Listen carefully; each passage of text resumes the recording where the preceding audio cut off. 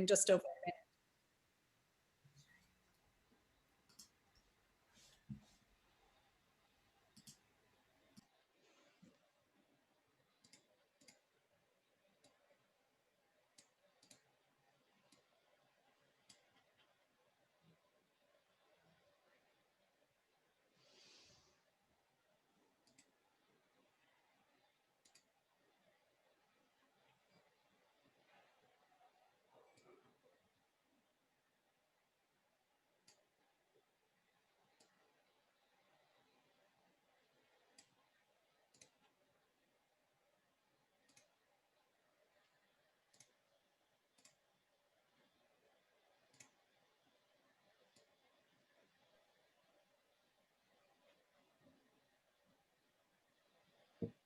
Welcome everybody to Interplanetary Initiative's quarterly meeting, this for December in this fabulous year of 2020. And I'm really grateful that you could all be here to join us.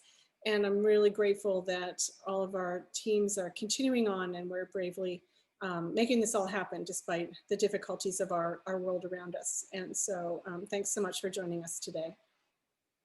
I'm Lindy Elkins-Tanton. I'm the Managing Director Initiative, and really, really happy to have reached this point. We really started in 2017, and we're really well underway and excited to share the latest of what's happening with our projects today.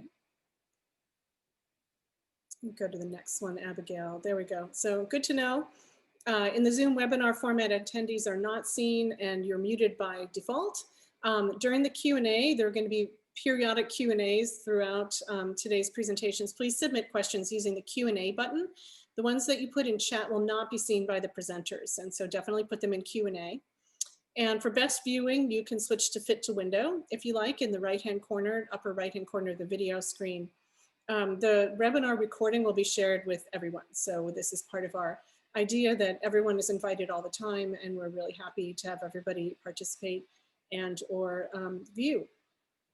All right, let's go to the next slide. Just a reminder, here's kind of our latest statement. Arizona State University's Interplanetary Initiative is a pan-university initiative working to prepare humanity to be interplanetary, a goal that requires interdisciplinary, intersector work on targeted goals in technology, team building, and education, and which requires a society of problem solvers with a sense of agency and a perspective that reaches beyond our own town, country, or planet. In the last quarterly in September, I talked about our goals as an organization and the numbers and successes of our pilot projects and progress on our educational programs, and the exciting news that 3 wonderful associate directors have joined.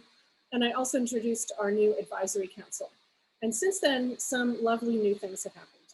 First, the team continues to make amazing progress with great energy and optimism during this very difficult time.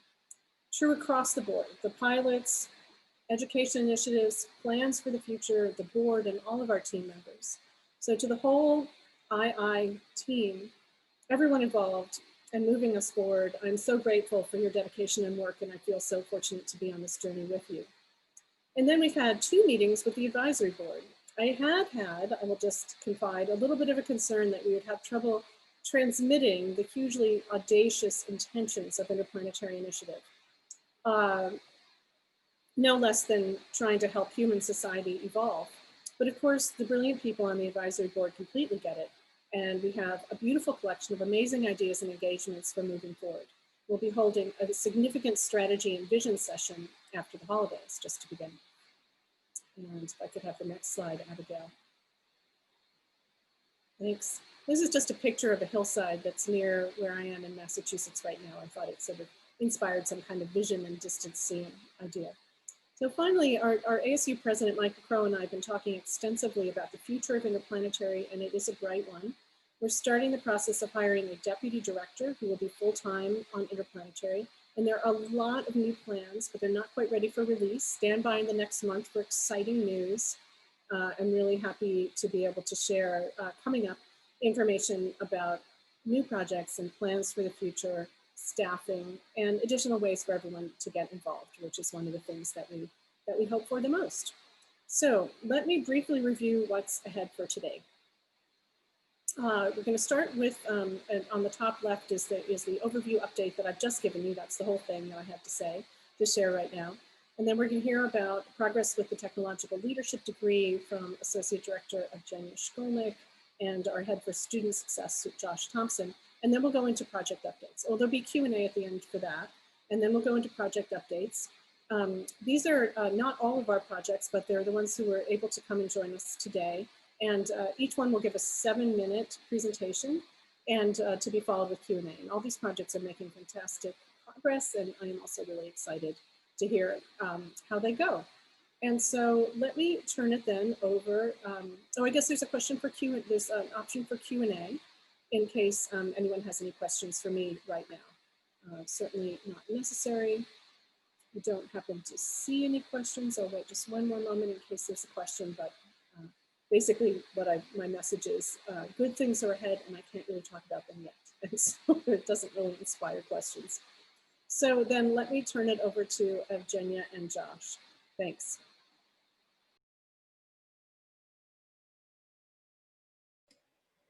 Great. You can all hear me? Thank you so much. Great to be here with everyone. I love these quarterly meetings because I love hearing about all the projects and everything going on. So I'm so glad we do this. So as Lindy said, I'm Evgenia Shkolnik, and I'm going to give you an update on our very first semester of the Technological Leadership Bachelor of Science degree. We're very excited because we were able to launch both online and on ground, or also known as immersion in COVID times, at the same time this semester.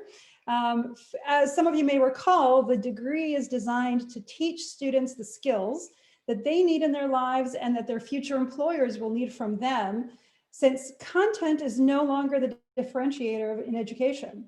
So we've designed an entire degree to teach them the skills that, that they will need for their futures.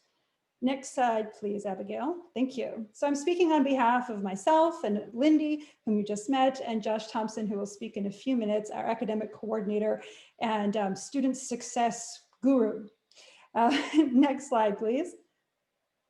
So we were able to launch with 30 students registered, which was great. They are split with 14 online and 16 in immersion. And here, so immersion would have been in the classroom altogether, but now because of the situation in the world, we were on Zoom, but synchronously meeting every week, whereas the online courses were done asynchronously, like regular online classes were done. Next slide, please.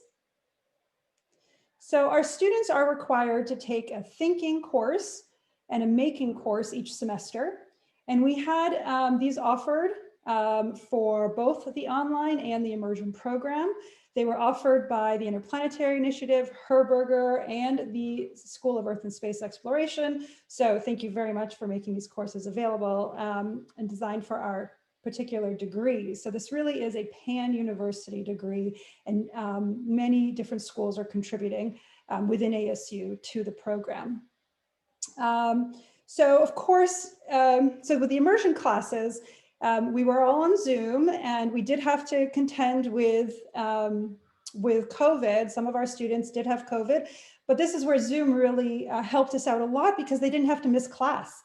Almost all of them were able to come and participate and not fall behind because it was on Zoom, as opposed to if we were all in person, they would not be allowed to come. So, so that was actually something that worked out well for them, and I was pleased to have them in all our classes. And to give you a very quick update from the reports that I'm hearing from our fabulous instructors. So from my perspective, our class, I taught the online, the immersion version of the inquiry class, IPI 296.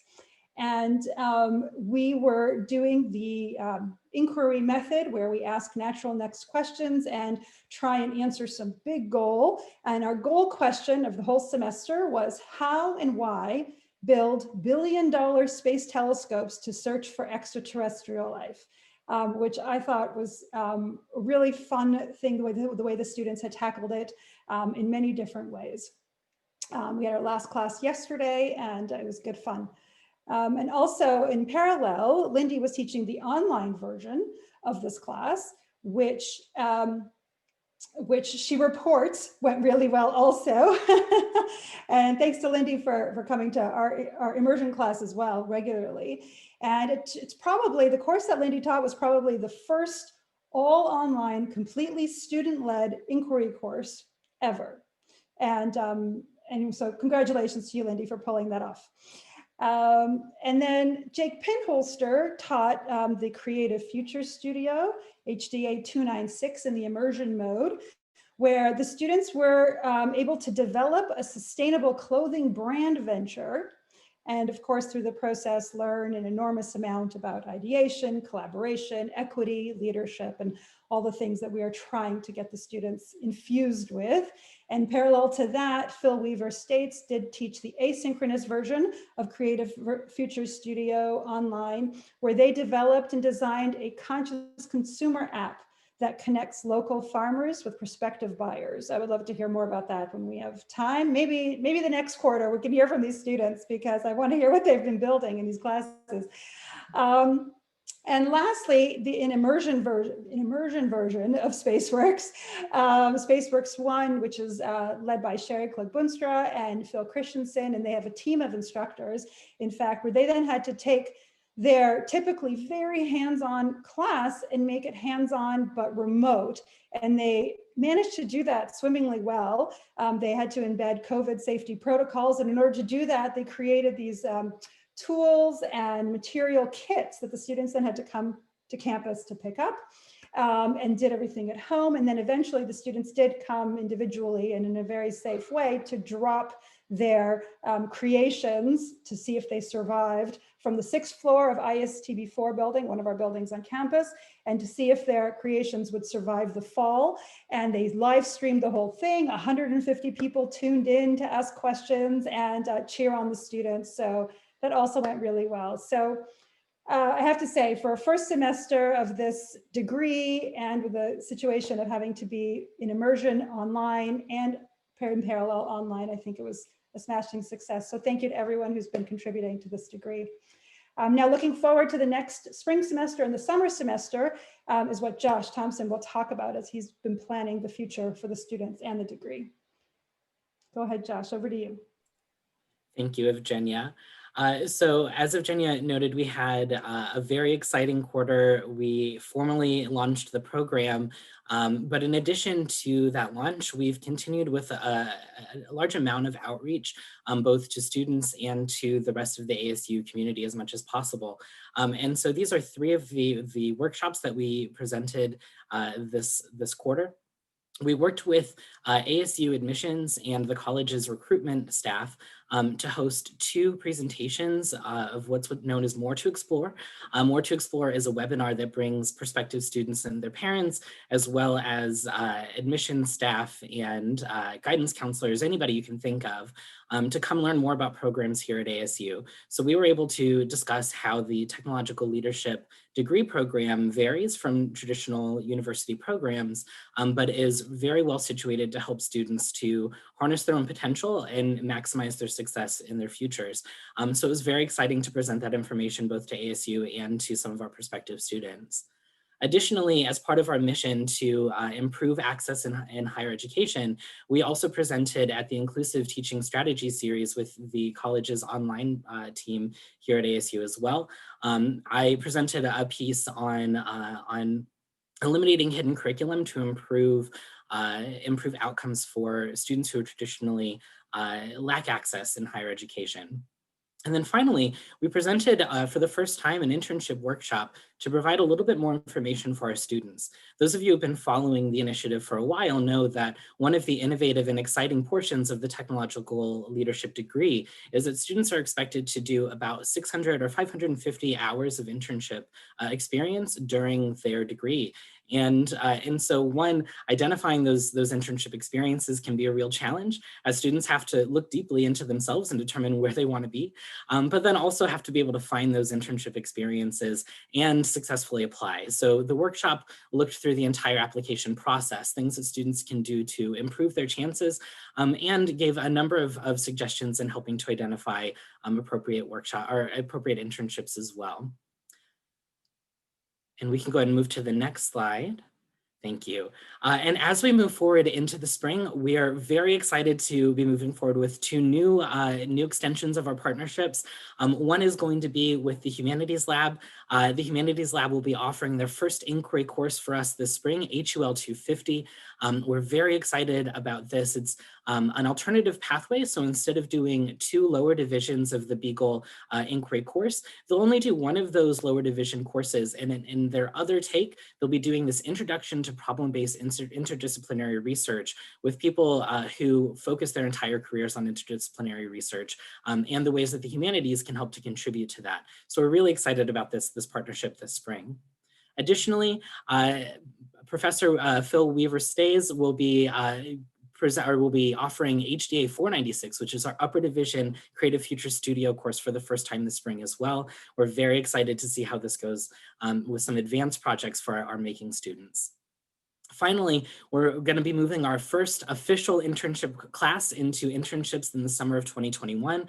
So we're very excited about that and continuing to do preparations and help those students to identify their opportunities. One of the great opportunities that we've been partnering with is with Study Abroad here at ASU, and doing the virtual internship experiences that they offer. Those internship experiences partner with tech companies from across the globe to give students intercultural and highly impactful internship experiences that are completely digital. So we in the summer had a student who was doing some programming work with a company out of Spain. I believe it might have been Italy. Sorry, I can't remember off the top of my head, but he had an incredible time. He learned a tremendous amount about programming for the industry, and we're really excited to see how that partnership can extend into this next year as we learn more about, or as we kind of tackle the challenges that COVID has presented us as a globe. We can move to that next slide. We are also really excited to try out some new student engagement. Obviously, we're really, really excited about some promises we've been hearing from politicians and health officials of potential changes that could be coming our way starting in the spring with some vaccines, which would certainly make it easier for us to create engagement opportunities for students. But we're thinking of new ways that we can do that even better than before, and we're really excited to spill that into the next semester. And then we're trying something new starting this spring, where we're going to offer some professional development opportunities for ASU staff and the rest of the academic and student affairs community here at ASU. And I'll be honest, we have an ulterior motive here. We do want to make sure that people are aware of the really cool stuff that we're doing here in the Interplanetary Initiative and the boundaries that we're trying to challenge in student success. But also, we want to make sure that we're promoting the human space future by making sure that education at ASU is impactful as possible. And so we want to make sure that everyone is equipped with the information that we're finding, and that we at ASU are in the best position to leverage the resources and opportunities that exist in the greater world. So we're really, really excited to continue moving forward and partnering with other units across campus to see what we can do to improve education here at ASU. I think we have one more slide. So if you have any interest in getting involved with tech leadership, we really would encourage you to reach out to us. We have some really cool, exciting experiences that are coming up, or opportunities that are going to be coming up this spring. For one, we are hoping to take part in the Human Space Human event, which is being promoted, or is being proposed, excuse me, for GAMAGE in the spring. This would be an arts and technology event. If you're interested in working with students to create a piece that engages the human mind, either in an artistic or scientific plane, hit us up. We'll let you know what our opportunities are as those become more clear. We're also interested in making some connections with faculty or faculty associates who would like to work with our making courses as well. If you've got an idea about how a student can learn skills in an applied making course, hit us up because we're looking for new pathways and new opportunities and maybe even some new faculty. So just to continue to expand our options for our students. So, you know, we already have an incredible group of people that we're working with right now, collaborators who have done some incredible things for us. And we want to take that further into the future as well. So if you've got ideas, hit us up. We want to know, we want to share that. And then finally, the internship world is still a little tricky right now. And so if you are working with a corporation who's looking for summer interns, if you are a faculty member who has connections with a corporation or an industry, or is working on a research project that could use interns over the summer, please let us know. And we will be more than happy to connect you with highly qualified and very ambitious students who really want to work with you in those areas. And I think the very last slide that I have, grab a screenshot of this if you want. This is our contact information. So that first tech leadership at ASU, that's our Salesforce inbox. I check that daily. If you'd like to reach out to Evgenia, again, our associate director, her email is there and mine is as well. So we're really looking forward to hearing from you as we move into this very exciting second official semester in the program. And I will turn things back over to Evgenia and Taryn for Q&A. Thanks, you guys. Just a few questions in the Q&A. Tina wants to know if there will be a minor in tech leadership, and if so, when will it be available? So we do have a minor that is being planned right now, and we're hoping, I think we're still in the running for a fall 2021 launch for that. I think that we just have to get that paperwork in by the end of this week or this month. So we are hoping to launch a minor very, very soon, yes. And that minor will be a combination of both of our thinking and making courses, as well as a couple of the other courses that were developed specifically for this degree. Great. And John Thurman wants to know where he can get that sweater. This sweater is from Amazon.com, and you'll see we have this delightful shark astronaut who is delivering some kind of holiday gift to his friends in the Interplanetary Initiative, I assume. Love that. That is an interdisciplinary sweater. It is very much. All right, I guess we're going to go ahead and doesn't look like there's any more questions, so we'll move into the pilot project updates. And next we'll have Commons in Space with Marco Jansen. Take it away. Okay, thank you. The Commons in Space is a virtual conference that will be held in the end of February 24 to 26. And it's part of a series of virtual conferences organized by the International Association for the Study of the Commons. Next slide, please. So we launched the website about 2 months ago, and the virtual conference will be a combination of pre-recorded talks and live webinars. And there will be also a number of side events to get the participants engaged. Next slide, please.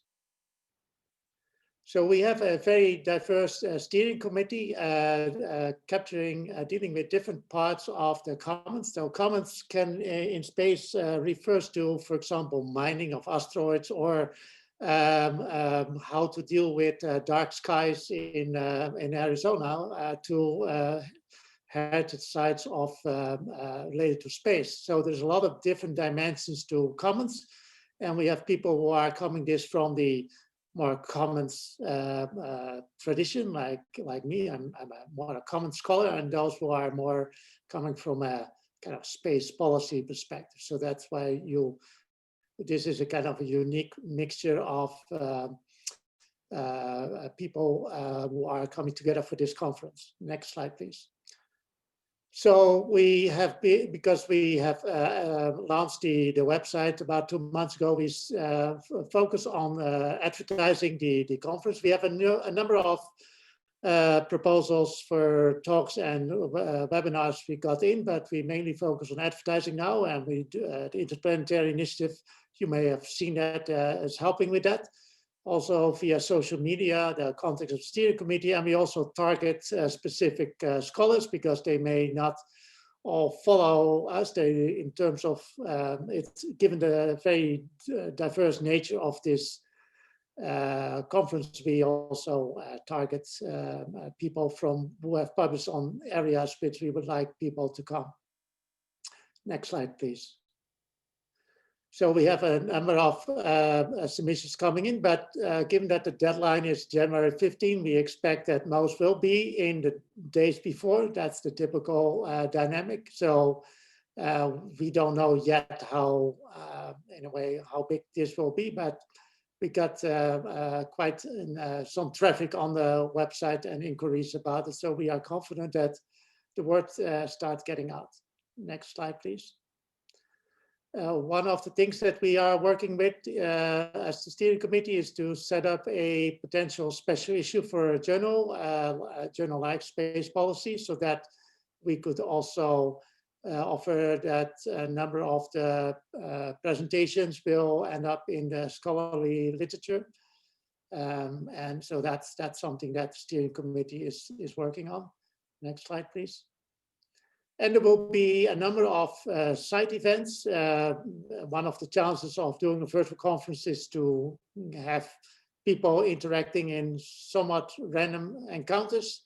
And so we will get involved with involvement of two Interplanetary Initiative projects, like the 5 senses. So there will be a field trip to Mars. And if you have a virtual reality equipment, then you can even be more immersed, but even without, you can do a visit. And we will have allow participants to play the Port of Mars. We will set up some times for participants to play. Actually, the steering committee is very eager to have some games itself. So there's a lot of interest in it, and I guess Lance will talk later about it. So we may get in the next few weeks some more advertisement on the Port of Mars. So this will be also maybe a little draw for people to attend the conference. Next slide, please. So in terms of the formal milestones, we have the announcement out. We start recruiting abstracts, and most will probably appear early January, just before the deadline. And then we have then it will be a hectic month to get everything implemented and have the conference. So the next meeting I report to, will have to have the conference. So it's kind of a peak process to do this. Next slide, please. So if you would like to be involved, well, you can always contact me if you have ideas to participate in this. There's a lot of, it doesn't have to be a traditional talk. You can, there are all kinds of potential ways. Everybody is eligible to submit abstract. We don't really have any space constraints as long as it relates to kind of commons in space, widely, broadly defined. That will be useful. We especially like to have also people from industry, from people. So I'm interested also in the dark sky movement, and hope to get some people from that community also involved, which are non-academics, a lot of them. So it's a very broadly open. And yeah, submit your abstracts or contact me to get involved. Thank you, Marco. That was great. I don't see any other questions in the Q&A. If anybody else has them, go ahead and please add them now. And maybe, Marco, if you even want to put the website address in the chat, that'd be great as well. Yes, I will do that. And as I said, we have no space constraints, so we like to accommodate. If people want to be involved, we will find a way to accommodate that. Thank you. Okay, so moving to the next project, 5 Senses in Space with Catherine Powell.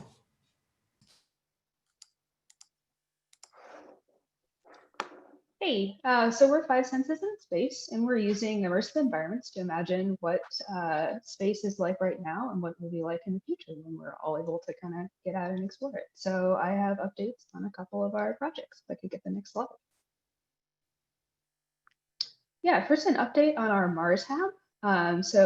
Phil Weaver States has taken over this arm of the project and has done a really nice job adapting to the COVID situation last summer and this semester.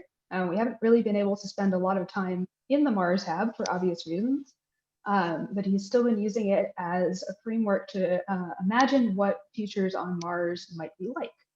We've tied this into an imagined future for the Moria project, which is a Martian mining company, sort of a little bit the further future. And he's been writing scripts for and starting to produce videos that are video diaries of the people actually living in the Hab, being interviewed as sort of a daily check-in or a daily log by a robot that's sent to monitor them. And so you really get a sense of what they're feeling, what they're experiencing in this futuristic environment. We have some other ideas about other videos and creative products that we could make around this sort of narrative structure about working on Mars or potentially finding life on Mars in the far future. So that's been really fun. Next slide, please. Yes, Planetary Visor is our environment in Gale Crater on Mars, where the Curiosity rover has been exploring. The idea here is to unite the terrain that Curiosity has been looking at, all of the observations that its instruments make, with some of our observations from satellites that orbit Mars. And bring in those two perspectives in one environment. So what you're looking at in the center here, that red cube is a single pixel from an orbiting spacecraft. And so we're able to sort of unite those two different kinds of observations in space. So we've recently submitted a paper to the IEEE VR conference, and we're waiting to hear back about whether that is going to be accepted. We also last summer submitted a grant proposal to NASA's Planetary Archiving Data Restoration and Tools program. So hopefully we'll hear back about that any day now. The team's been continuing to add additional terrain, really fleshing out the entire rover traverse and adding additional data sets acquired by the rover. Next slide. Yeah, the major update I have for you today is about our JMARS AR Viewer project. So this takes data from ASU's JMARS program, which essentially provides a huge amount of free planetary data from all across the solar system. It's a desktop application that's been in development for many years. But what our team has done is taken it and put all of that data available in augmented reality. So it's available for free on your Apple or Android devices, your mobile phones, or your tablets. And we would love if everybody could check that out. I'm going to show you a little bit about how you can do that on the next couple slides. But in terms of our development, we're presenting a virtual poster on this at the AGU fall meeting that's going on currently, and hoping to get some more exposure and some more feedback for it that way. And then we're conducting an ongoing social media campaign. And that image on the right is just one terrain in Valles Marineris on Mars projected into your living room on your phone. That's what that looks like. Next slide, please. Right, so there's two ways to essentially access this app. One is really straightforward and easy, and the other one lets you kind of dig in a little bit more and get creative. And so the really easy way to do it is to either go to the Meteor Studio website with the link above, or if you just take your phone and scan any one of these QR codes, it will take you there. And that'll also provide you instructions, a demo video, which I'll show you in just a second, and links to where you can download this app. So we would absolutely love, if you have any interest in this at all, please download it, check it out. It's really easy. You can see these 4 preloaded terrains that we've already put in there for you. And if you like it, talk about it, tweet about it, tell your friends about it. If you can tweet or share on social media, hashtag JMarsAR. We are really trying to get exposure for this project, get people to use it and understand that they can have all of this free, extensive planetary data in their hands, just on their phone. So yeah, thank you very much to people who have already tweeted about it. We really appreciate it. And it's been really helpful in trying to get the word out, so thank you. Okay, and then my last slide, we can go there, is just the video about the more creative way that you can use JMARS and JMARS AR. So this is the JMARS desktop application. And what the person is doing in this is pulling up a 3D layer. So you can make a 3D terrain for anywhere that we have that kind of data on a lot of different planetary bodies. You can pick out whatever layers and whatever overlays and annotations you want, and then you can export that from the JMARS desktop application. And what's going to happen in that case is it's going to generate a unique link, and if you follow that link, it will create a QR code just like the ones we saw on the previous slide, except it's then unique to you and the data that you've just chosen. Then the QR code. Yes, and then if you scan that with your phone, you will get what you were just seeing on your desktop available to you floating around your living room. And I think we'll see, yep, just like that. So you go back, you go in the app, scan the QR code.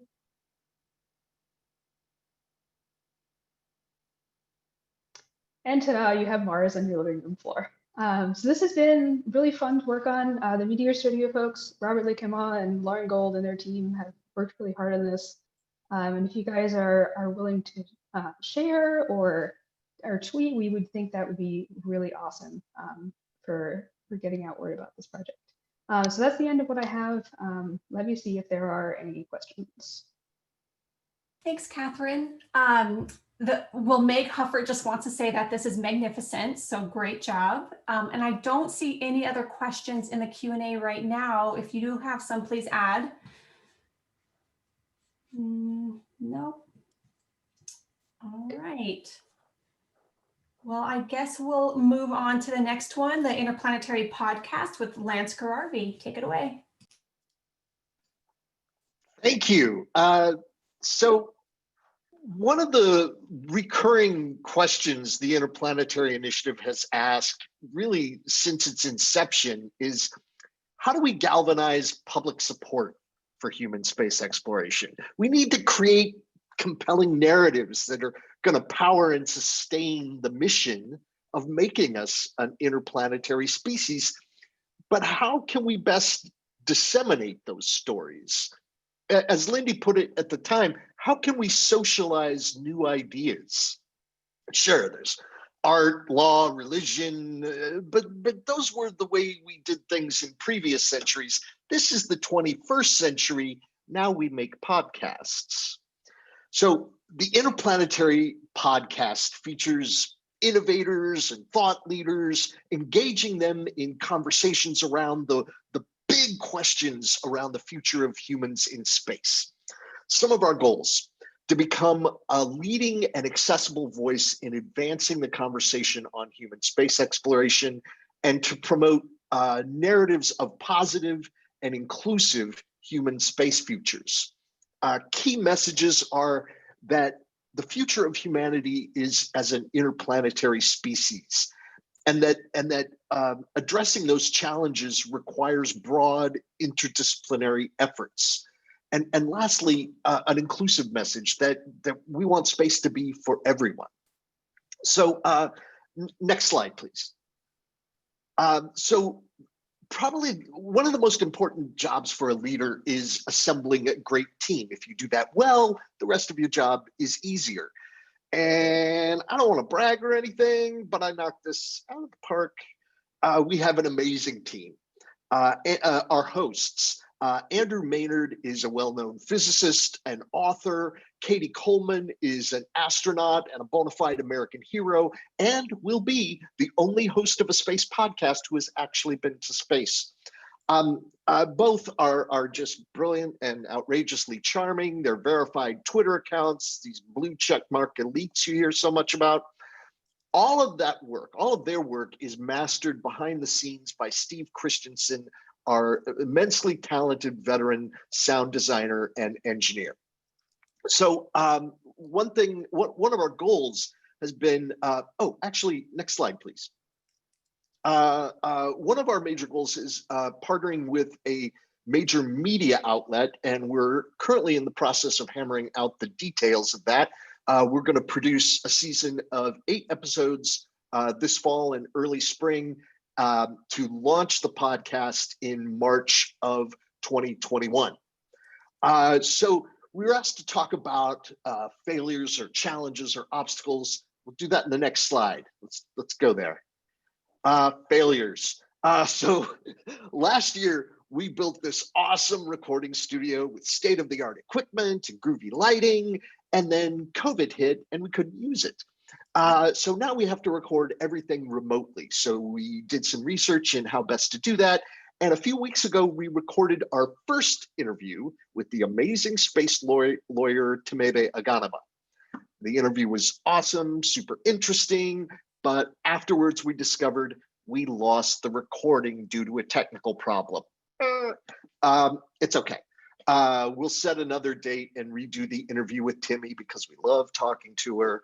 But we've moved to a different platform that's more reliable, and we've already recorded a new awesome interview with our own Lindy Elkins-Tanton. Okay, we've also been asked to talk about something really cool. So next slide. Yes. So last fall, when we were in the initial stages of planning what was going to be like a humble little ASU-centric podcast, we were approached by Slate Magazine, one of the leading producers of podcasts. They wanted to partner with us to produce the podcast and host it on their platform. So since then, I've met repeatedly with the president of Slate and several of his creative and administrative staff, and they are really excited about this partnership. In the last meeting, I learned their marketing and sales people are reporting a lot of buzz already around this. We're excited too. Slate podcasts are regularly among the top 5% most popular podcasts. So even if we're just one of the more modestly successful of Slate's offerings, this podcast will be the biggest or one of the biggest public-facing efforts for the Interplanetary Initiative, reaching many thousands of listeners per episode and really amplifying the reach and impact of the Interplanetary Initiative and our mission. So I've also recently spoken with some of ASU's top marketing administration, and they're really excited about the podcast and the partnership. And they said they want to take a personal hand in promoting it, which will also be super helpful. We have a tremendous first season planned with some very well-established space experts and some fresh new voices. Some topics for our first season include murder in space, decolonizing space exploration, should we send only women on the first mission to Mars? What can we learn about what can we learn from asteroids? Why are we so obsessed with Mars? And also, the universe is ending. Should I be worried? Guests include writer and veteran broadcaster David Barron, astrophysicist and social media star Katie Mack, and former NASA chief scientist, director of the Smithsonian National Air and Space Museum, and leader of President-elect Biden's space transition team, Ellen Stofan. We are really excited about the stories we had to tell, and we're thrilled at the prospect of learning from our guests, and just really passionate and curious about the questions we're going to be investigating. The Interplanetary podcast is about designing positive space futures. And so we hope you'll listen, we hope you'll subscribe, and offer us ideas for your topics and for guests. Thank you. Any questions? Thanks, Lance. I'm super excited about this project. Meg Huffer just said this is incredible, podtastic. And then Alan says, what is the name of the podcast again? There's already a podcast with the name Interplanetary Podcast. There is a podcast called Interplanetary Podcast. Ours will simply be called Interplanetary, I think. We haven't finalized the name yet, but Interplanetary, just Interplanetary, not Interplanetary Podcast, is the placeholder name for right now. That may change. Great. And I don't see any other questions in there. So I guess, Lance, kick it off with Port of Mars. All right, let's just keep going. NASA and Elon Musk, they want to establish this human community on Mars in the future. Let's be optimistic and say they're successful in 10 or 15 years. Those folks are going to be more isolated than any community in human history. So how do we make sure that they function as a community? How do we make sure that things don't spiral into some social dysfunction that makes 2020 look like a garden party? So we started with this question: how can we best sustain healthy human communities in space? And then we designed an experiment to help find solutions. So Port of Mars is a social science experiment disguised as a game. People play this game. The players are members of the first human community on Mars, and they're trying to get along and survive in this deadly, unpredictable world. The game is simultaneously competitive and cooperative. Players have to navigate a balance between pursuing personal goals and contributing to the good of the community. And the player with the most points at the end of the game wins, but if players don't work together, the community collapses and everyone dies. And no one wins if everyone's dead. Researchers track player behaviors and then analyze that data to discover what behaviors tend to produce success and what tended to produce failure. So each game is a simulation. It's a kind of rehearsal for creating healthy future space communities. Next slide, please. So dozens of people from all sorts of disciplines have worked on Port of Mars. What you're seeing here is the core team as it exists today. Next slide. So we created Port of Mars as a card game and ran a small pilot study in the spring of 2019. And the results of that study are published this past fall in the International Journal of the Commons. In order to increase our sample size, though, and improve our data collection, we've spent the past year creating a digital version of Port of Mars that people can play online. It's now complete and it works great. Then in October, we ran our first experiments with this digital platform in our first ever Mars Madness tournament.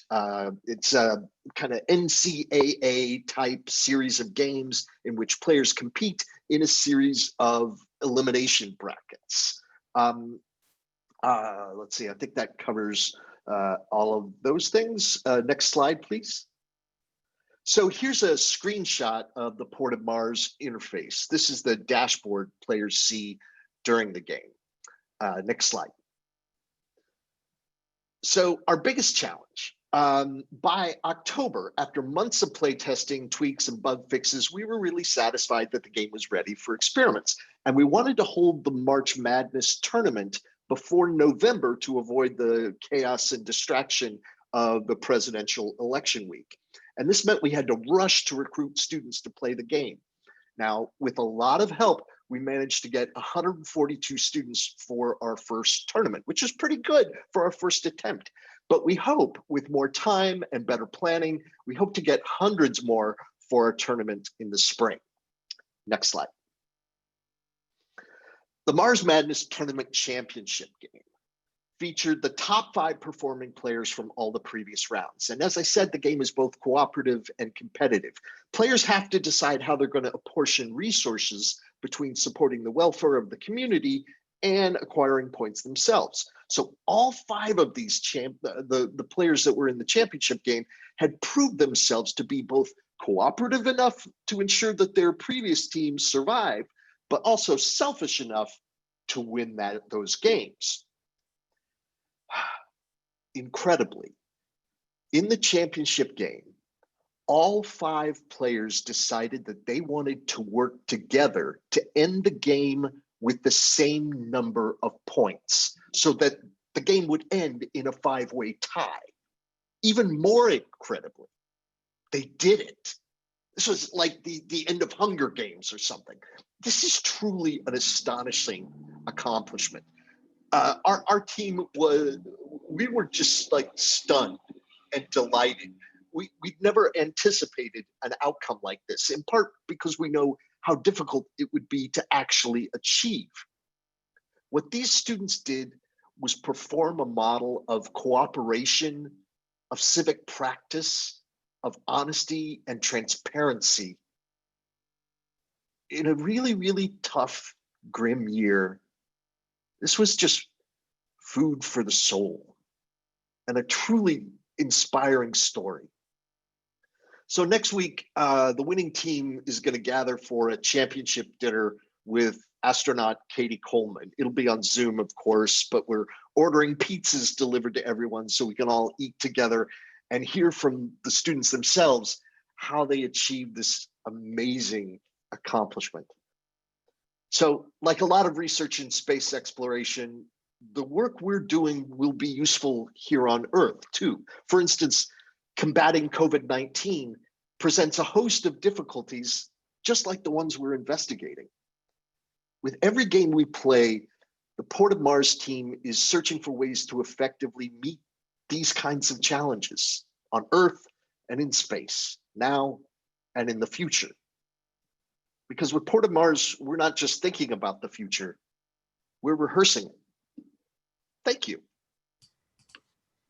Thanks, Lance. That was great. Okay, so questions from Brad. Are you aware of the greatest barrier to creating spacefaring race? I'm not sure what you're referring to. There are a host of barriers for space exploration. It looks like you have another question. The game seems to have a political bias. If true, you will learn nothing. You know, I think we're already learning a lot. Let's see. Got a question. How did you pose challenges? Did you give them access to solutions? So the players have to decide.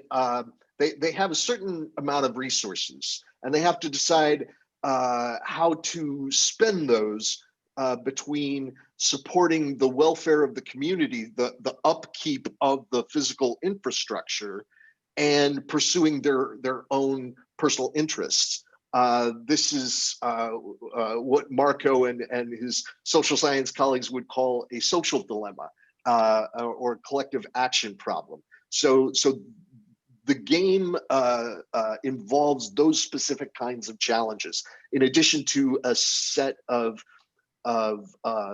uncertainties that can happen in the form of what we call events, like there's a sandstorm that comes up, which damages the infrastructure. So let's see. What else has surprised you as the game has developed? Wow, that's a good question. What else has surprised us? One of the developments we've had that I don't think we expected when we first designed it was that it raises a lot of interesting questions and poses some interesting opportunities for research in leadership studies. So in the past year, we've reached out to some scholars in leadership studies here at ASU and brought them onto the project, and they've worked with Marco to help create new research instruments. So hopefully in the round of experiments we just did and in future experiments, we'll learn some things, not just about commons, dilemmas, and collective action problems, but the role that leadership plays in these. Excellent. Wow, there's a lot of questions. But I think we were limited to 2. So Taryn? Okay, yeah, no worries. Okay, moving on. So Earth operations with Jake Pinholster. Hi, everybody. I'm Jake Pinholster. I'm Associate Dean in the Herberger Institute and the founding director of the ASU at Mesa City Center Emerging Media Technology Center that's opening next year. We're thrilled to bring you Earth Operations Center, which has been a collaboration for the past about year and a half between our team here at ASU and some collaborators at NASA and MIT. The basic upshot here has us creating for right now, virtual space in which earth science researchers and policymakers can observe and test essentially parameters within the Earth systems. So think of basically NASA's mission control, but with the Earth as the spacecraft instead of a human designed mission. So we can go to next slide.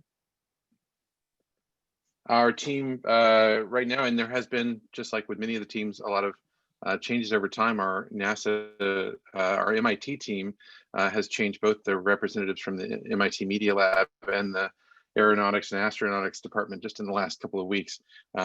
It's always fun to move around with people who are very busy and a lot of different complex projects, but this is basically the same core team of advisors, project managers.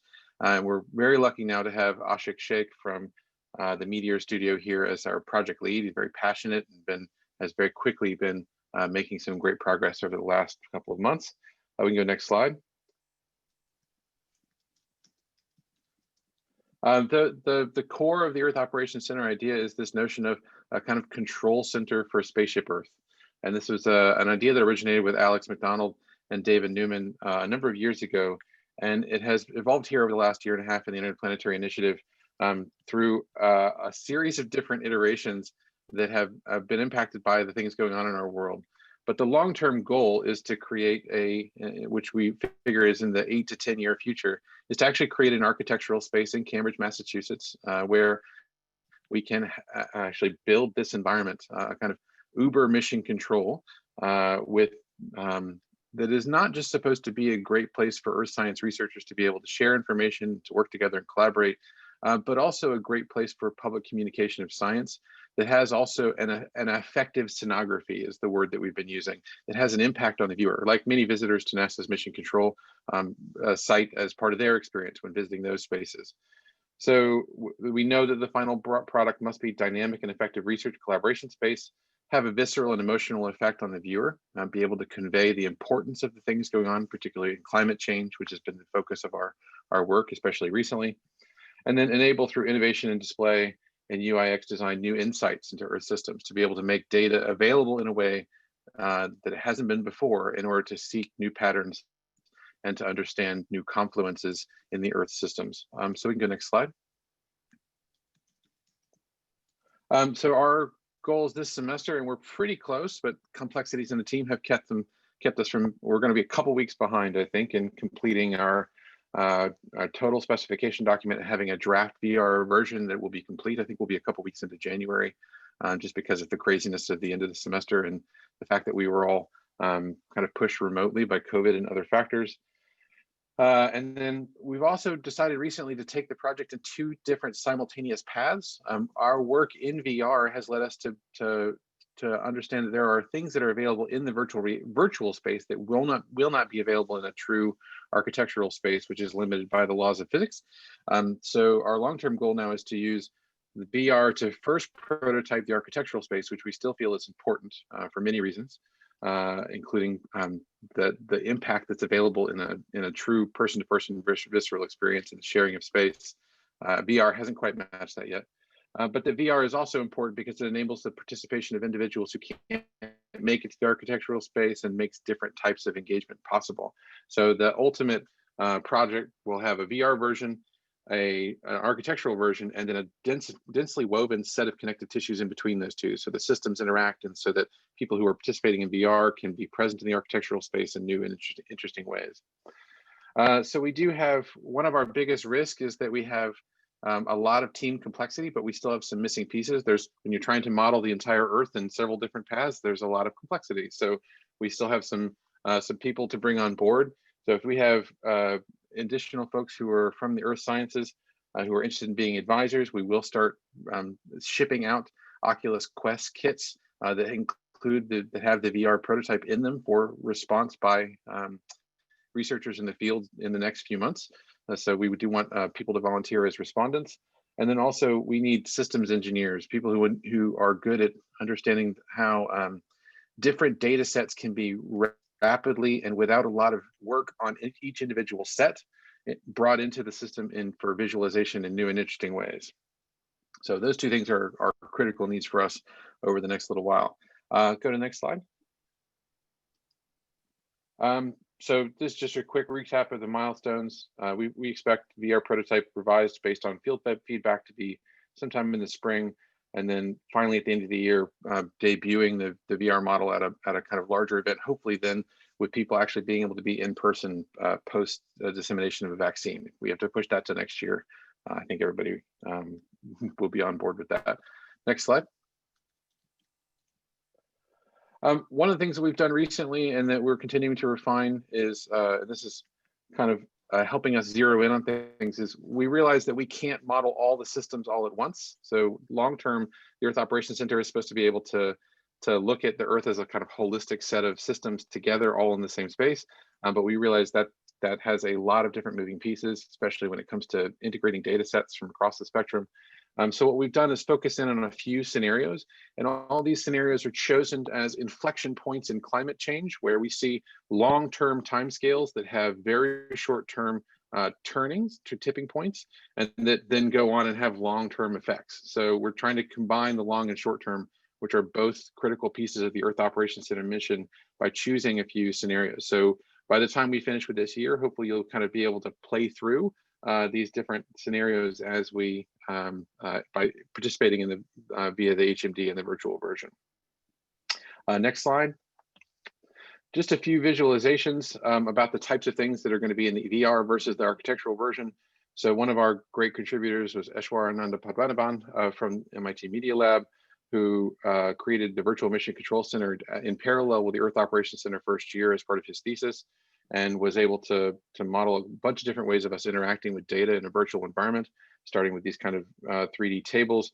And the actual, go to the next slide, there's almost a hangar size space in his full VMCC build out, which I think will be very similar to the Earth Operations VR version when it is complete.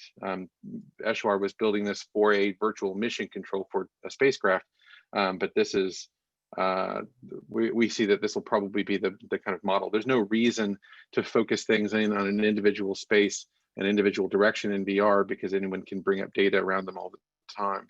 So we see it as kind of an open collaboration space. But the recent model that we're working on for the architectural space, which is the next slide, focuses on kind of an architectural focus. So we're building this environment as essentially centered on a monumental spherical display that will be an actual, that will have the Earth on at all times, and then be able to key information on that to locations on that LED spherical display out to screens and then into individual consoles in the spaces. We've evolved a little bit from the NASA mission control spaces to actually have a dual level environment. The lower level is the conventional, each individual system, each individual discipline represented at their own consoles facing front of the room. But then a second level, which is filled with collaboration spaces, which is so enabling basically multi-use consoles, which enable multiple people to work together and face each other rather than to face towards center. So this is very much in motion. We've just gotten to a kind of sketch point with the VR prototype as was moving forward, and we should have the finished one in by the end of middle to end of January. I think that's all. So we can move to questions if there are any. Thanks, Jake. That was great. I don't see anything right now in the Q&A. So we will move on to e-learning in space with Mary Loader. Hello, thank you. So the e-learning in space team has been doing a little bit of assessment work in the background using some classroom spaces across the university. Specifically, we were in Ed Finn's Prototyping Dreams class. But I'd love for you to get to know the core team. And if you wouldn't mind going to the next slide, there's a QR code. You're welcome to visit our website. There's a couple of things that you might want to explore as far as volunteer opportunities and also who's on the core team. And then in the next week or so, we expect to have the rest of our creative team added. There are so many different minds coming together in this group, and we're really excited to have a lot of librarians assisting, including Solar Spell and professionals in that group. And we've also got some key players in other programs across the interplanetary projects, as you'll see moving forward. Okay, next slide, please. So just to recap, and this is on our site, so if you've already clicked the QR code, you're probably looking exactly at what we have on the screen, so don't worry about coming back. But our goal is to explore e-learning in space. And I think the times of COVID have kind of highlighted some of the methodology needs, resource needs that we might need to explore. We're also going to be exploring the limitations that exist currently if we were to be considering settlements on Mars and communicating back to Earth and that kind of fun stuff.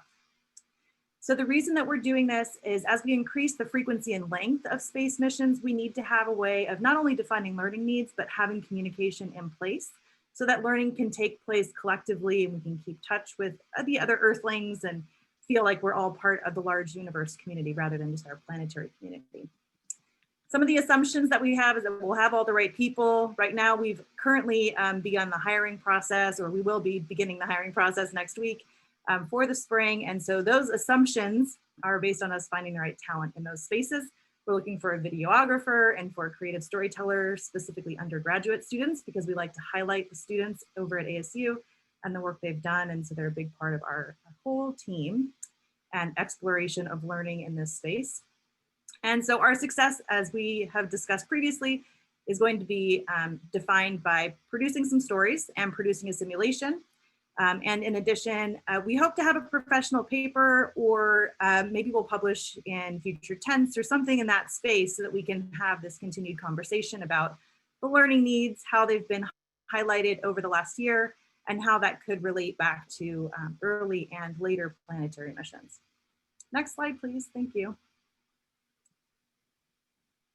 So this is what we have as our goal for the optimum learning environment in space. We need to have the technology in place, the delivery systems, methods, all aligned and known, and then the resources to actually help us create these learning environments that are formal in nature and also informal in nature. So supporting not only the needs of the planetary settlement, but also the needs of the human mind and expanding ourselves and making ourselves better so that we feel worthwhile. So all of that will go into this goal of defining that optimum learning environment. Okay, next slide, thank you. We're a little behind, not a surprise actually, because we only hired one student and we really want to focus this on student work, so we needed to hire more. So we're in a phase right now where we've already created some assessment testing in Ed Finn's Prototyping Dreams classroom with his students. They created some characters, we'll talk about that in a moment. And then we are, because we have time while we're doing this hiring, we've started another assessment project teaming up with Moria. And so we're going to be creating potentially like employee intake forms. We have some samples for you to look at the end of this. You're welcome to be an employee looking to join the Moria project. And then also we're going to start writing some storylines based on the data that we've received over this last semester.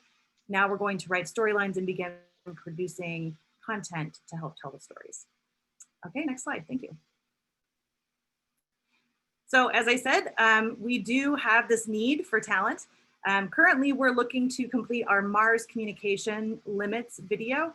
And in limits, it's only the limitation of what we're used to on Earth and our ability to just reach out and have anything at any time. And also what that means when you're speaking between planets in our current construct.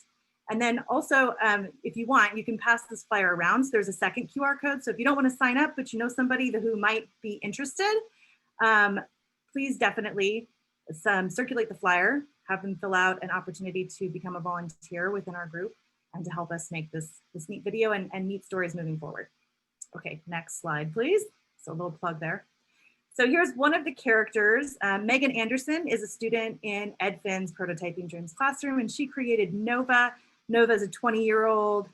She's a student. She's learning while she's there.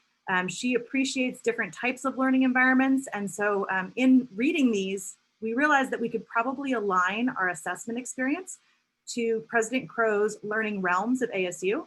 And so we created a secondary assessment, surveying the same students generally, and asking them in expanding their viewpoint of what learning realms means, which for many of them might be limited to a K through 12 higher ed experience. What would happen if we expand that view of the learning realm and them being content creators, or being involved in immersive learning environments and what that could look like and how that might affect them. And so we have a secondary assessment that we'll be digging through and creating a story around as well. Okay, next slide, please. And then in reference to Moria and teaming up with Phil and all of the fun things that are happening in Moria, we're creating 2 surveys. We actually do have both surveys at the end of this. You're welcome to click into them and to participate. The first one is just as an imaginary Moria employee, what information you might need to fill out if you're going to be signing up to go to Moria and be in employment on Mars. And then the second one is considering you're going to be in a desert island type space. What do you need? What would you want to bring? Just so we can kind of gauge where people are thinking as far as the limited options they might have. I don't know if you're aware, but astronauts don't have a ton of room for their specialty items. They're given a certain space and they have to fill that space and that's it. So with that in mind, what would you want to bring with you? And that would kind of limit your ability to learn as well, depending upon what you might want to bring. Okay, next slide, please. Thank you. So something else that came out of these discussions over the semester is a partnership with Moria between SolarSpell. So I reached out to SolarSpell because I think they do amazing work. And if you don't know who they are, please Google SolarSpell ASU and see all the amazing things they're doing across the planet. But specifically, when it comes to space, it's a really nice way of having compact amounts of information available all the time with its own Wi-Fi system because it runs on a Raspberry Pi. And then you also have the ability to run it anytime because it runs on solar energy. So there's a never-ending supply. So it's an excellent partnership when you have consideration of time on different planets. The Mars Exploration Unit is going to potentially, as soon as COVID has relieved some restrictions, have a physical solar spell on site that has been outfitted in a retro style. I'll show you in a moment. And will sit in the habitat where individuals can actually interact with it with their own smartphone. And they'll have a repository of information from information we've gathered over this last year through our assessments. That'll be really fun. And feel free to participate in the assessment. That's part of the intake form, is filling out what you want us to put into that solar spell. Okay, next slide, please. So here it is. Here's the retro solar spell. Some things to keep in mind is it does have a retro fit and a mechanical keyboard for the consideration of radiation. So that was just what we chose off the top of the head. Who knows what's going to happen in the future? Bruce Bakey made this. It's actually physically a prototype right now. Super cool. So it's ready to go. Katarina Thorlin, who works alongside him as the librarian there, and Sarah Jordan, they're curating content alongside Phil and his team with Moria. So this will be really fun. And I look forward to the time we can all meet in person and peruse Solar Spell together on the Mars Hab. Okay, next page, please. So the e-learning in space project would like to ask for your participation again. As I said, we do have those 2 needs assessments that we're going to be testing out over these next few weeks and potentially next couple of months, depending on how fun and creative we get on disseminating these employee intake forms. But we'd love to have your thoughts. If you think they're missing any questions you might like to explore, please put them in there in a free form area. We'd love to get your feedback to make them even better before we start disseminating them to the masses outside of the Interplanetary Initiative. And thank you so much. Thank you, Mary. I don't see any questions in the Q&A. So I'll pass the ball over to either Lindy or Abigail if you have any closing remarks. Abigail, do you have anything to say? I don't, not at the moment. All right, well, I do have one last thing I want to add before we say goodbye, which is just, we didn't have a presentation on the Interplanetary Lab today, but we do have our spacecraft hardware and software build, test, and fly lab open.